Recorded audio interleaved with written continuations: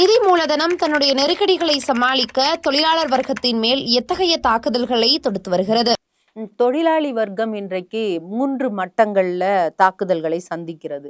3 மட்டங்கள் அப்படின்னு சொல்லும் பொழுது, பொருளாதார ரீதியாக, அரசியல் ரீதியாக, கொள்கை ரீதியாக அப்படின்னு சொல்லி 3 மட்டங்கள்ல தன்னுடைய தாக்குதல்களை சந்திக்கிறது. பொருளாதார ரீதியாக அப்படின்னு சொல்லும் பொழுது நம்ம ஏற்கனவே பேசின விஷயங்கள் தான்.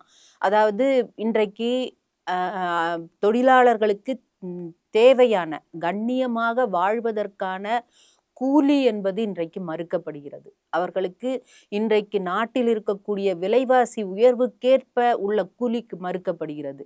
இப்போ சமீபத்தில் போக்குவரத்து தொழிலாளர்களுடைய போராட்டத்தை பார்த்தோம்னா, அவங்க பார்த்த வேலைக்கான அந்த ரிட்டையர்மெண்ட் பெனிஃபிட்ஸை கூட அவங்க, அதாவது ஓய்வூதிய பயன்களை கூட தருவதற்கு மறுக்கிறத நம்ம பார்க்குறோம். இன்னைக்கு தரம் குறைந்த வேலைகளில் படித்த இளைஞர்களை பணிக்கு அமர்த்துவது அப்படிங்கிறத பார்க்குறோம்.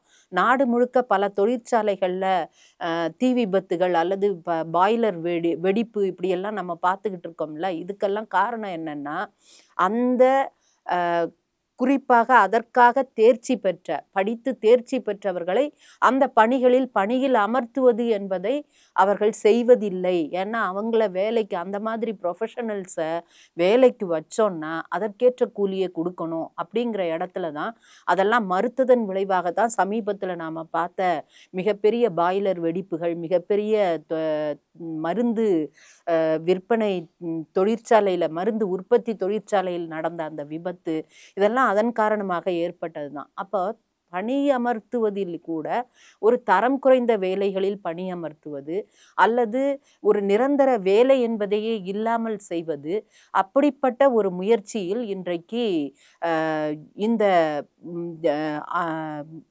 பொருளாதார தாக்குதல் என்பது நடக்கிறது அப்படிங்கிறத பார்க்குறோம். அப்போ பொருளாதார தாக்குதலில் இன்னைக்கு வேலையின்மை உட்பட பல விஷயங்களை நம்மளால பேச முடியும்.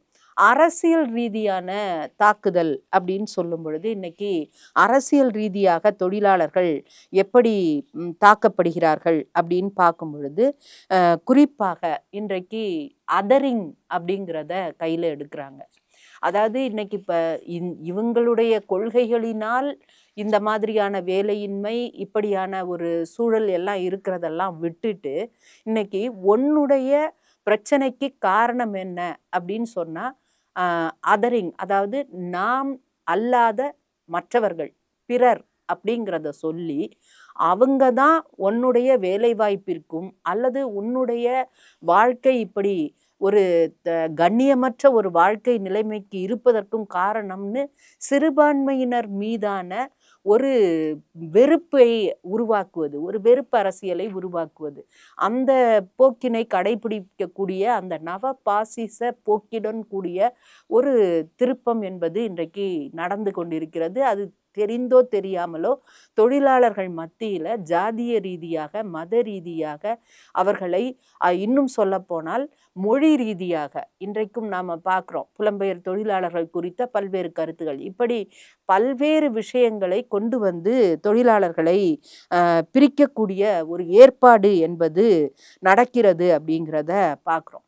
அதை தாண்டி இன்னும் அரசியல் ரீதியான தாக்குதல் அப்படின்னு சொல்லும் பொழுது இன்னொரு முக்கியமான விஷயத்த சொல்ல வேண்டியிருக்குது. என்னன்னா, தொழிலாளர்களுடைய அந்த சட்ட உரிமைகள், அதாவது நல உரிமைகள், தொழிலாளர் நல சட்டங்கள், இதை சட்ட ரீதியாக தொழிலாளர்களிடமிருந்து அபகரிப்பது, அது ஒரு அரசியல் ரீதியான தாக்குதலாக இன்றைக்கு நடக்கிறது. அதுதான் இன்றைக்கு நாம் சந்திக்கக்கூடிய அந்த 4 தொகுப்பு சட்டங்கள். இன்றைக்கு நாம் போராடி பெற்ற பல உயிர்களை நீத்து, பல தியாகங்களை புரிந்து நாம் போராடி பெற்ற பல்வேறு தொழிற்சட்டங்கள் இன்றைக்கு 4 தொகுப்பு சட்டங்களாக மாற்றப்பட்டு, இன்றைக்கு நிரந்தர வேலை என்பதே இல்லாமல் குறித்த கால வேலையை மட்டுமே பேசக்கூடியதாக இந்த தொகுப்பு சட்டங்கள் மாறி இருக்கிறது அப்படிங்கிறத நம்ம பார்க்குறோம். இது ஒரு அரசியல் ரீதியான தாக்குதல் அப்படிங்கிறத நாம் புரிஞ்சுக்க வேண்டியிருக்குது. 3வது தளம், அதாவது கொள்கை ரீதியான தாக்குதல். அதாவது உழைக்கும் மக்களுக்கென்று ஒரு சில உரிமைகள், சில விஷயங்கள் கொடுக்கப்படுகிறது. அதாவது உரிமைகள் அப்படின்னு தான் அதை நம்ம சொல்லணும். இலவசங்கள்னு அவங்க பேர் வைக்கலாம், ஃப்ரீபீஸ்னு அவங்க பேர் வைக்கலாம். ஆனால் உண்மையை சொன்னால் இந்த நாட்டினுடைய செல்வாதாரம் உருவாவதற்கு காரணமாக இருக்கக்கூடாது இந்த நாட்டினுடைய தொழிலாளி வர்க்கம் தான். தொழிலாளி வர்க்கம் இல்லை என்று சொன்னால் இந்த நாட்டினுடைய செல்வாதாரம் என்பது இருக்காது. அதுதான் உண்மை அப்படிங்கிறது எல்லாருக்கும் தெரிஞ்ச விஷயம். அப்போ அப்படி இருக்கும் பொழுது அவர்கள் தங்களுடைய ஒரு சில பொருளாதார பிரச்சனைகளில் சிக்கி எங்க அப்படியே மூழ்கி போயிடுவாங்களோ, அது அது ஏதோ தொழிலாளர்கள் மீதான அக்கறையில் இருந்து கொடுப்பது அல்ல அரசு.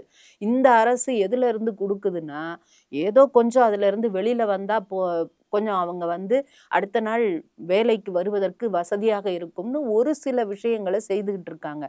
அந்த இதை ஃப்ரீபீஸ் அப்படின்னு ஒரு பேர் வச்சுட்டு அது குறித்த ஒரு கமெண்ட்ஸ் போகிற போக்கில் கமெண்ட் பண்ணுறது. இப்போ இந்தியாவில் நம்ம அந்த சிறு சிறு பண பரிமாற்றங்கள் குறித்து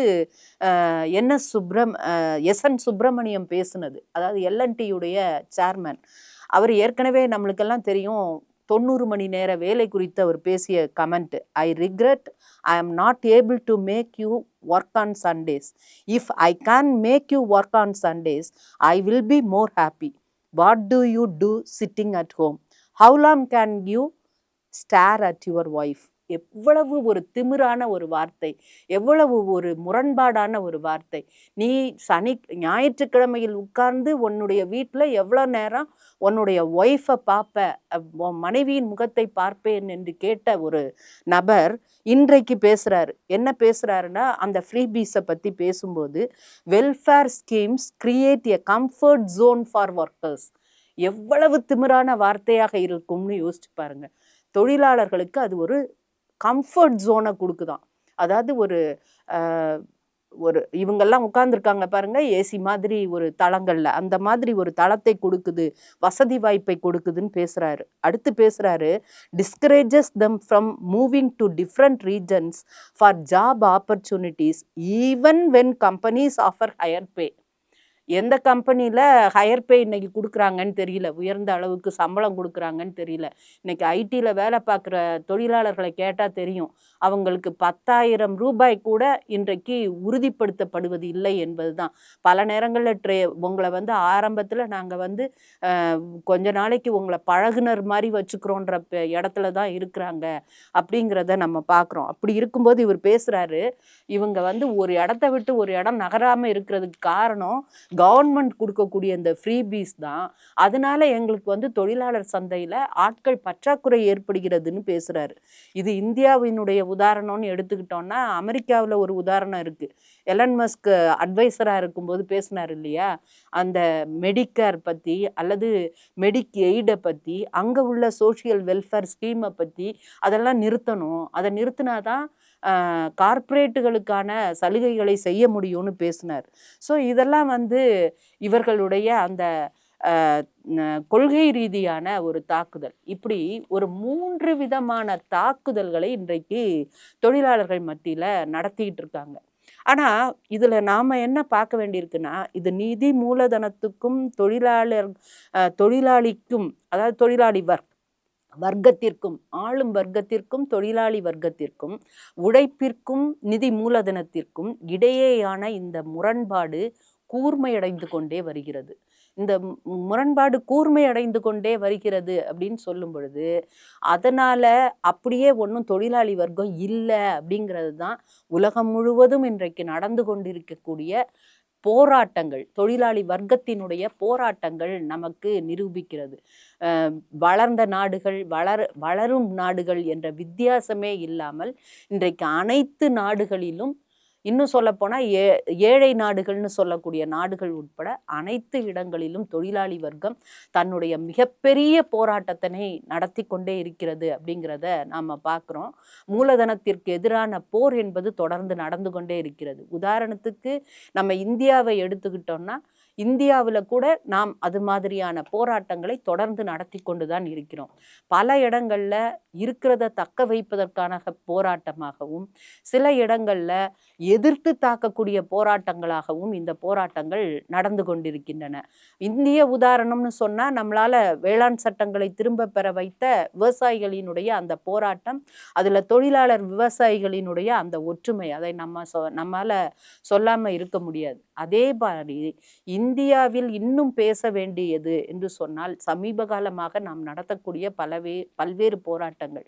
ஒரு விஷயம் என்னன்னா, இந்த புரிதல்களோடு நம்முடைய போராட்டங்களை தொடர்ந்து நடத்தும் பொழுதுதான் நம்மால் இந்த நிதி மூலதனத்தினுடைய அந்த தாக்குதலை எதிர்த்து நின்று ஒரு அவர்களுடைய முயற்சிக்கான அந்த அது என்ன சொல்லுவோம், ஸ்டாப் பண்றது, நிறுத்துவதை நம்மால் செய்ய முடியும் அப்படிங்கிற அடிப்படையில் இதை தொழிலாளி வர்க்கம் புரிந்து கொள்ள வேண்டியிருக்கிறது.